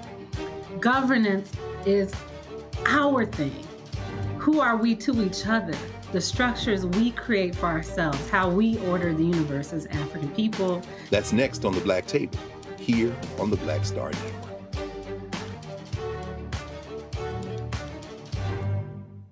My name is Lena Charles, and I'm from Opelousas, Louisiana. Yes, that is Zydeco capital of the world. My name is Margaret Chappelle. I'm from Dallas, Texas, representing the Urban Trivia Game. It's me, Sherry Shepherd, and you know what you watch. Roland Martin on Unfiltered.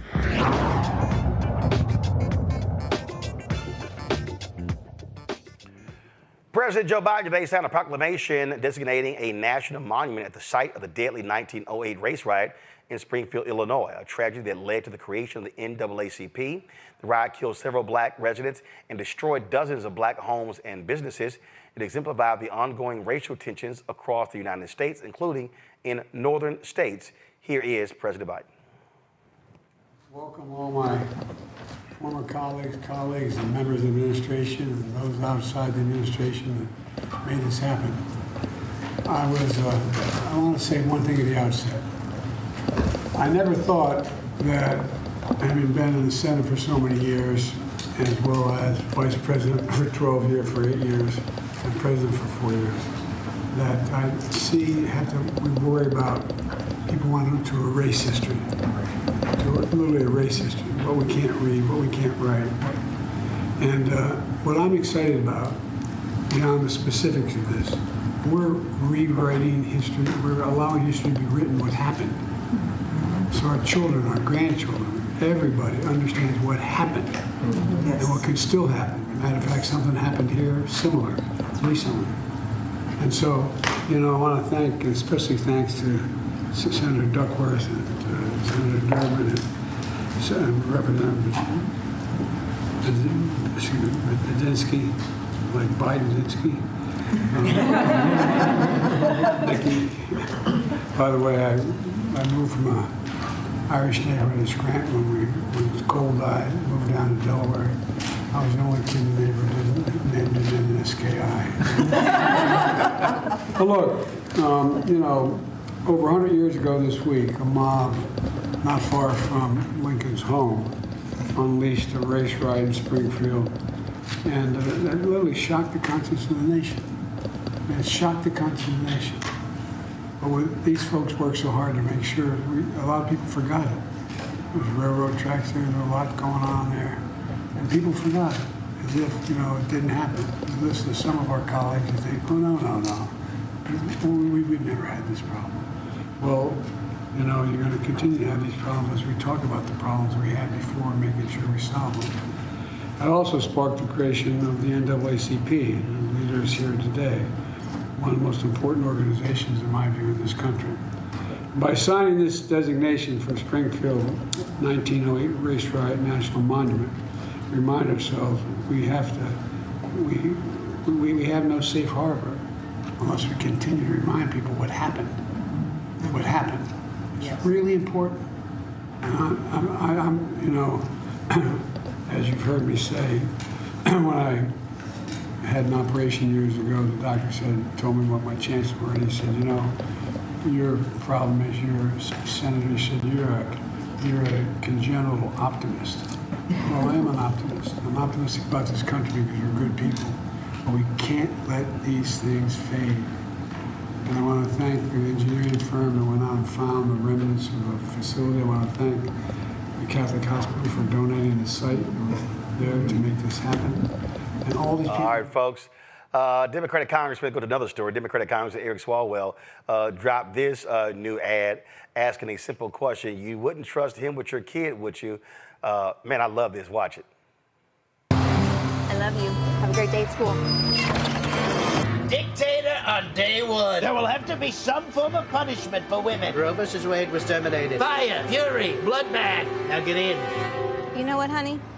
I'm gonna drive you today. Besides, can convicted felons even drive school buses?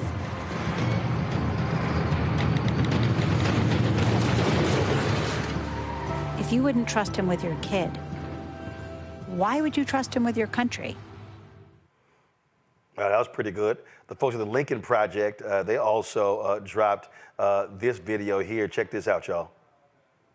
Trump is a convicted felon, and if elected, He says, you're not going to be a dictator, are you? I said, no, other than day one. he is a danger to this country. I did something that nobody thought was possible. He will abolish your rights.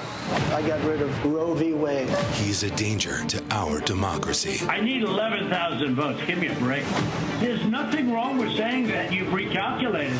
He is a danger to national security. I'm going to bomb the shit out of them. He is a danger to our safety. We were watching Capitol get defaced over a lie. We will never give up. We will never concede. I am your retribution. This is not like last time. A vote for Donald Trump may mean the last election that you ever get to vote in. In 4 years, you don't have to vote again. We'll have it fixed so good you're not going to have to vote. The danger is real. In a historic decision, the Supreme Court ruled that presidents have immunity from prosecution. They've just given him a license for dictatorship. All right, Kelly, what you think about those two ads? I think they're effective. I hope that they get through to the American people. And I don't see anything that was untrue about them. So I have no comment on its, on its truthfulness, on anything of that nature.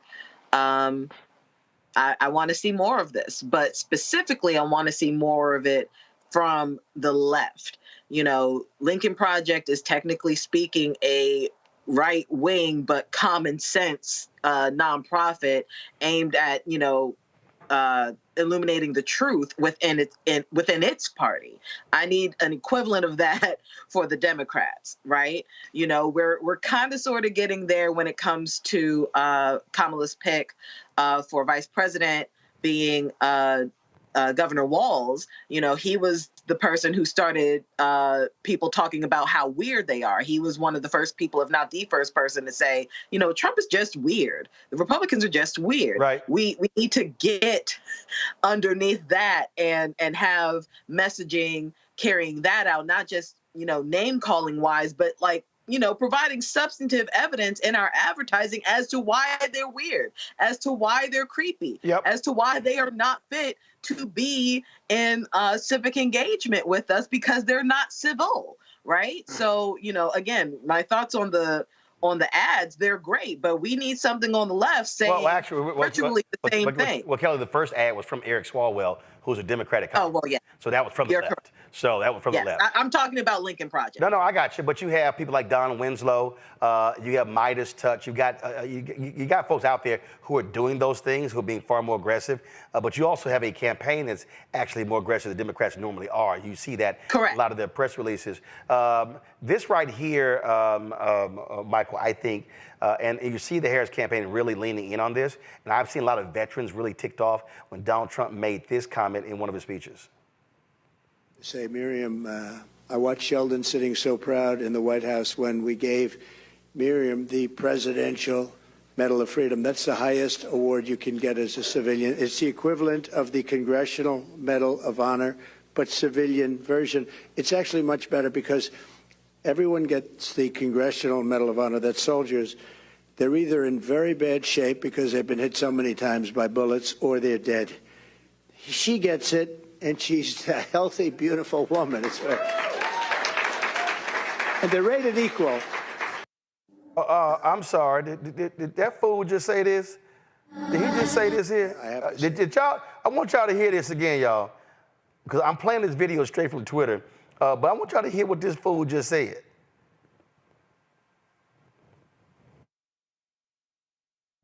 First of all, I know I'm not playing it yet, y'all. There are three medals. There are three medals, y'all. There's a Presidential Medal of Freedom. There's the medal for military veterans, people who have done extraordinary acts of bravery. Then there's the Congressional Gold Medal. This fool literally insulted the military. I want y'all to hear it again. Listen. I have to say, Miriam, I watched Sheldon sitting so proud in the White House when we gave Miriam the Presidential Medal of Freedom. That's the highest award you can get as a civilian. It's the equivalent of the Congressional Medal of Honor, but civilian version. It's actually much better because everyone gets the Congressional Medal of Honor. That's soldiers. They're either in very bad shape because they've been hit so many times by bullets, or they're dead. She gets it. And she's a healthy, beautiful woman. And they're rated equal. So, Michael, wow, they're rated equal. I dare say the Medal of Honor is higher than it. Go ahead. You know, Donald Trump is the gift that keeps on giving. His stupidity is the gift that keeps on giving. All you got to do is press play and just let him go. You look at that debacle of a press conference he had yesterday at Bedminster, talking about the high price of groceries. It costs $300,000 to have a membership at Bedminster, and he's talking about Cheerios and bacon and things like this. You look at this right here. He continues to insult veterans. So Donald, the best asset next to Kamala Harris that Democrats have is Donald Trump. It's he's the gift that keeps on giving. Just press play. Just let the fool talk, and then you'll see. Do we want to give the nuclear codes to that fool? This is the guy, because he's a convicted felon in New York. He can't own a .22 caliber handgun. You want to put him in charge of the military? This is the guy who wanted to shoot George Floyd protesters. He's mentally deranged. Okay, so hey, let him keep talking. And also, Vice President Kamala Harris is going to wear his ass out at the debate on September 10th. Well, so here was a statement that the Harris-Walz campaign put out on that. Donald Trump knows nothing about service to anyone or anything but himself. For him to insult Medal of Honor recipients, just as he has previously attacked Gold Star families, mocked prisoners of war, and referred to those who lost their lives in the service to our country as suckers and losers, should remind all Americans that we owe it to our service members, our country, and our future to make sure Donald Trump is never our nation's commander-in-chief again. You know what I really hope? You know what I really hope, Matt? I wish his chief of staff, John Kelly, retired four-star general, would actually, in September or October, hold a news conference or give a speech condemning this idiot. So this suckers and losers comment, Kelly confirmed that, but that was I think it was for a book. He confirmed those comments. No. Kelly needs, for the good of the country, he needs to come out and publicly share what Trump has said, how he's praised Hitler, and his generals, how loyal they were. He needs to talk about what he said when he refused to go to that cemetery when they were in Europe. To me, I don't care if you work for the guy and you know that he should never be in this position, like 40 or 44 officials in his cabinet. I mean, that to praise a woman who gave your campaign $100 million because, oh, she's standing there and she's all healthy and it was just lovely compared to these soldiers who are all shot up or dead. Well, who the hell says that? I think you're right. I think John Kelly should come out and say that. And it's ironic that we are having this conversation this week because my 6-year-old has taken to calling people at his school liars. I don't know where he got it from, but we've been dealing with that this week. But I think he should call him a liar every time he gets up and touts military might and how much we support our veterans and all of that, when you call them suckers and losers and when you make disparaging comments about somebody like John McCain, a prisoner of war. I mean, you're a liar, right? Because you're leveraging people, the sheep who are following you and following what the Republican Party are saying every time you get up and tout any, desire to support the military when you repeatedly make disparaging comments. So as my 6-year-old might say, he is a liar when he gets up and says that he supports the military despite continuing to denigrate them. I think Michael's right. I think he's a gift that keeps on giving. But I do think one of the other gifts that we get is we get to see the populace of people who espouse these beliefs like they support the military, so to speak, but they're behind a guy who continues to do things that are directly against their stated values. And that, to me, is if you're willing to do that, that's because you're voting for him for some other reason. It may be his white supremacist views. It may be his, extraordinary elitism, some other reason that is nefarious. But it's not because he really believes your values, because he keeps talking against them. So as my son would say, he's a liar. Look, I mean, it is what it is. If it walks like a duck, talks like a duck, quacks like a duck, it's a duck. And, well, then again, of course, for them, it's called alternative facts. So that's how they roll. All right, let me go to a quick break. I'll be right back. Roland Martin, Unfiltered on the Black Star Network.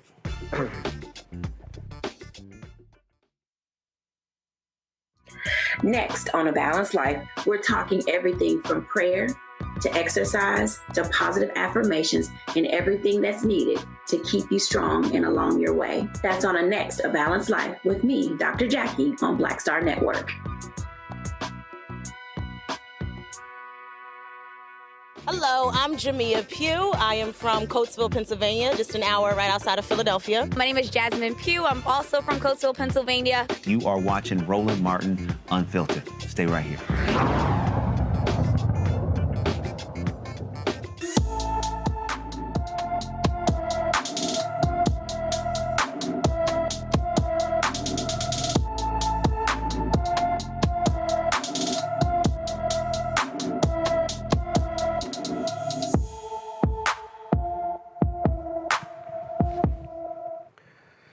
Kira Bender has been missing from Auburn, Alabama since June 28th. The 16-year-old is 5 feet, 3 inches tall, weighs 105 pounds with black hair and brown eyes. Anyone with information about Kira Bender should call the Auburn, Alabama Police Department at 334-501-3100, 334-501-3100. Folks, let's go to Illinois, where Comptroller Susanna Mendoza says she's immediately suspending what she calls offset fund payments to Dolton because the village failed to turn over annual financial reports to her office. This year's total with health funds comes out to be about $135,000. Mendoza said she is also threatening fines of nearly $30,000 if Dolton doesn't file the required reports. In a news release, she said that Dolton Mayor Tiffany Henyard has, quote, willfully refused to turn over the annual reports all municipalities are required to file with her office for the last 2 years. In a report she presented to the public and Dolton trustees at a meeting on August 8th, former Chicago Mayor Lori Lightfoot said the village had not complied with state law requiring the filing of annual financial reports. The offset money comes from parking tickets and traffic fines that an individual in the community has not paid. The comptroller withholds the funds owed from individuals' state income tax refunds and distributes them to municipalities. You know, Henry came on this show and she sat here and blamed everybody else. And this to me is just stupid. I don't understand, Matt, why in the hell, she wants to run around and act like, oh, she's done nothing wrong and it's everybody else. How do you not turn over financial reports to the state comptroller? And so you don't get the benefit of the doubt by saying, oh, it's all of my enemies. They're mad at me. I'm a young black woman. No, you refuse to do your damn job.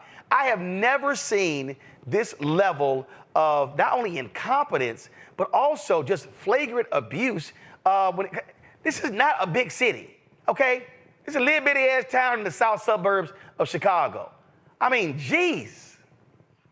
Yeah, well, I don't know, Roland. I mean, look, people hit licks. That's what's happened in this city. They've been hitting the lick on the, let's just get honest, okay? They've been hitting the lick on the public coffers, and they got caught up. And they are apparently halfway crooks, but that's a different conversation. In any event, it makes no sense that you don't have, public financial records for a public entity like a city. And, the great irony of this that I wanted to say on the last show is I listened to a podcast not long ago. Ronald Reagan's hometown, Dixon, Illinois, which is like 150 miles away from there, is actually the place where the comptroller there staged the largest, basically, embezzlement scheme ever from a municipality, a woman named Rita Cromwell. Oh, my God. $1 billion. Yo, she was straight ass thieving, and she was for equestrian. For 30 years, and Terry Bradshaw was like, yo, I need to get with your horses. You got all this money. How you got this money? And that's because she was hitting a lick on the public coffers, my brother. So I think what might have happened here is somebody lining them pockets, and that's why they don't have any financial records. And I don't know why she would come on your show or any other show, because right now I don't have the evidence, don't get me wrong, but a lot of times where there is smoke, there is a fire. And I anticipate she will be, unfortunately, heading to prison, as will anybody else who helped with this embezzlement. And I say that tongue in cheek, but the sad reality is that's likely what you're looking at, because for that to be as small a municipality as it is, there is absolutely no way you can substantiate not only not having financial records, but if I remember correctly, they didn't even have an accountant for some period of time, if that's right. So if that's the case, you don't even have a financial officer who's overlooking the coffers of the city. That's a huge problem. And this is public money. So the public trust has been violated, both literally and figuratively. And I don't know how it'll be, repaired there. But I think some people there need to get criminal defense lawyers if they don't already. I think she had one that came to a meeting recently. It's just, to me, it's just stupid. It's just stupid, Kelly. I mean, at the end, all of this drama, all of this, this back and forth. And again, when she came out here, people like, man, you didn't tear her apart. First of all, again, for all the people who didn't understand, you can't tear somebody apart unless you have the factual information. So my whole deal was, I'm going to ask you a series of questions, and I'm going to get you on record, and then we're going to then compare what actually happens to what you actually said. And the thing here is, this is not that difficult. We talking about a little bitty ass town. We're not talking about the city of Chicago. We're talking about Dolton, Illinois, okay? I don't understand, and I'm not dissing Dolton, but it's not large. And so I don't understand how you can be the mayor, you're not getting along with the damn trustees, so you don't want to deal with them. You're ordering, and then you order employees what they can and can't not do. That's not how people lead. So she could be sitting here mad with all these news stories. Sorry, you created this drama, Mayor Henyard. I mean, and we've seen this several times across jurisdictions, people who, just got too much dip on their chip and get caught up. What Matt said, I was like, I thought there was no such thing as halfway crooks, but I digress. Maybe she's halfway, maybe she's all the way. I don't know. What I know is that she got caught, and you cannot use your skin color or your gender to get out of something that you actually did. You can't use either of those things to get out of anything, period. But for sure, accountability needs to be held here. And that's apparently what's happening. So, it appears that she's digging herself, her own grave. And, like the young people say now, let her cook. Well, I mean, here's a perfect example, okay? Look at this headline. Henyard to Dolton cops during police power struggle. Stop playing these silly games. So she literally again, this is how just nonsensical it is. She literally tells the officers, keep following the orders of her hand-picked police chief. Even though homeboy's on leave after being indicted for federal bankruptcy fraud charge. If I'm a cop, I'm not listening to somebody who got indicted. Yeah, Roland, this is like corruption on top of stupidity, on top of corruption, on top of greed. You just sit back. It's like they couldn't. If somebody was going to sit down and write a movie about this, nobody would believe the movie. I mean, this is just too far-fetched. So, I saw the interview you did with the trustee. I think we had her on. You had her on last Friday when we were on, and I know this is a little bitty town, as you call it, but I also have to wonder. I know former Mayor Lori Lightfoot did an audit and found all these millions of dollars that they were in the red. I think $3.5 million, something like that, almost $4 million that they're in the red, things like this. And I have to ask, okay, there had to be some other people that knew what was going on. There had to be, and I'm not trying to let the mayor off the hook, but I'm like, wait a second, hold on. You're not getting the proper financial statements. All of this, you don't have an accountant, things like that. I mean. Well, yeah, because there are people who she say they report to me, not anybody else. And so, to me, again, it's nonsensical, it's stupid, it makes no sense. Yes. And the bottom line is, Mayor Henry, you keep playing games, you're gonna get your ass indicted. Okay, so your police chief got indicted on the bankruptcy charge. Your former top aide, Keith Freeman, got indicted. Same thing. So I'm just saying. I mean, F around and find out. Patrick got indicted. So right. Don't think that you can just keep playing in folks' face and think it's always going to be well. That's just so stupid. Let me go to Georgia, where the Board of Elections in one of the largest counties says it will start charging people who challenge voter eligibility. The Cobb County Board of Elections voted 4-1 on the measure, with a Republican member voting against it. The new rule comes as Republican activists challenge thousands of voters in Georgia as part of a wide-ranging national effort coordinated by former Donald Trump's allies to take names off of voting rolls. Most of the people they target have moved away from their old addresses, and the activists argue that letting those names stay on the rolls invites fraud. But Democrats and liberal voting rights activists say Republicans are challenging voters either to remove Democrats or to sow doubt about the accuracy of all elections in advance of the 2024 presidential election. That's good what Cobb County is doing, Kelly. They should be charging these fools, because we saw in the last election, a handful of people were responsible for challenging upwards of 70, 80,000 folks' registrations. It's nonsense, but Republicans have created this madness because they want to scale down the number of people who are voting. For sure. And we've talked about this on your program before, but Republicans' playbook is all about disenfranchising the voter because they don't have the legitimate votes to get what they want. So they have to lie, cheat, steal, whatever else devils do in order to get what they need done, because it is so antithetical to what American people need, because they're not for the American people. So for things like this to happen, getting charged like this, it needs to happen because they need to be held accountable for their actions, similar to the previous segment that we just had. Be held accountable for your actions and let actual justice prevail in these situations.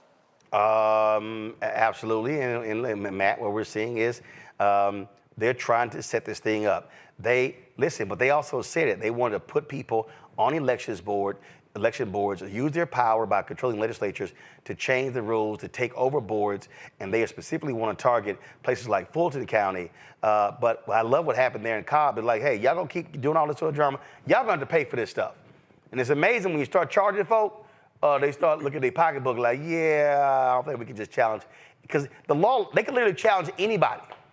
They can just challenge anybody without any standing whatsoever. So I say hit them in their pocketbook.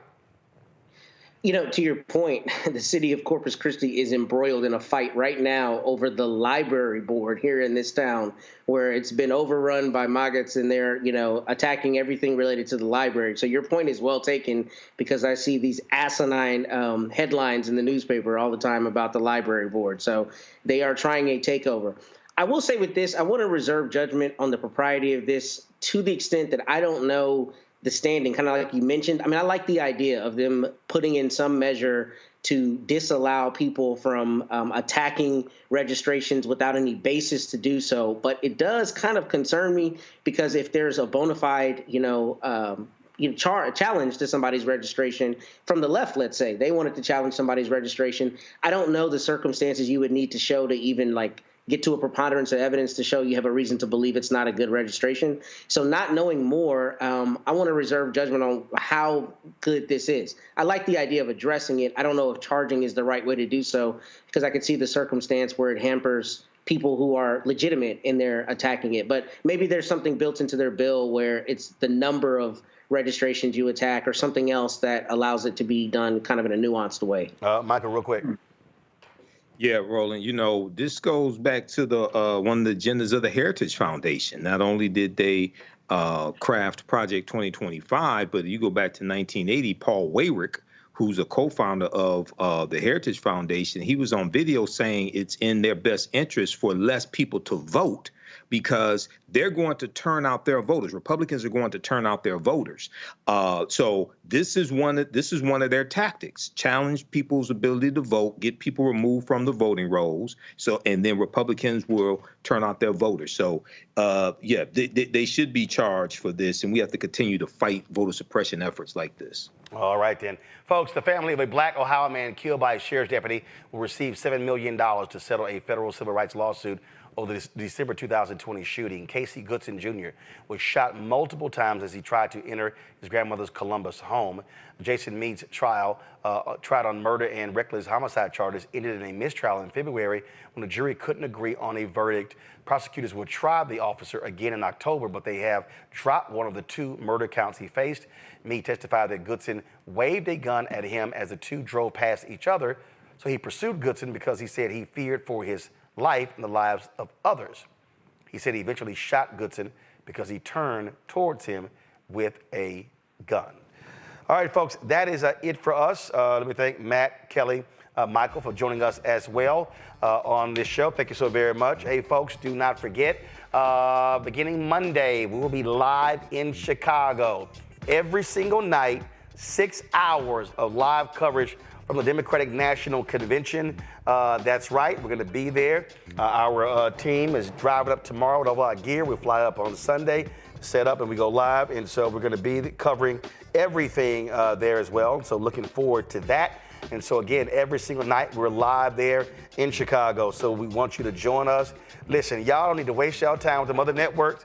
Y'all know you're gonna barely see any black people on any of those networks, but you're gonna see lots of black folks on the Black Star Network. We're gonna be covering everything for you. And so you know how we're gonna do this thing. So we look forward to that. Also support the work that we do. It's gonna cost us about $25,000, y'all, easy, minimum, to go to Chicago to do this. But we think it's important that we be there on the ground, bringing the news to you and not just simply getting it from other mainstream sources. So support us by joining our Bring the Funk fan club. Send your check and money order to P.O. Box 57196, Washington, D.C. 20037-0196. Cash App is $RM Unfiltered. PayPal R Martin Unfiltered.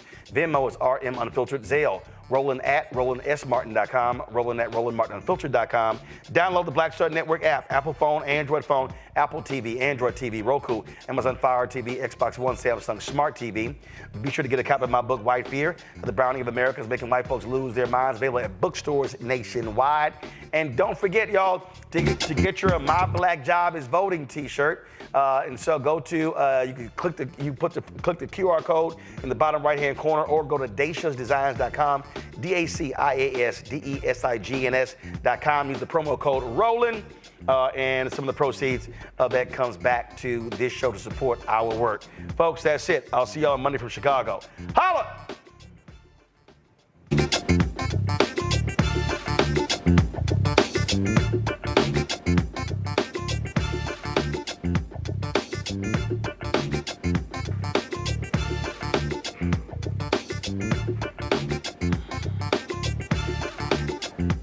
Yes, I had.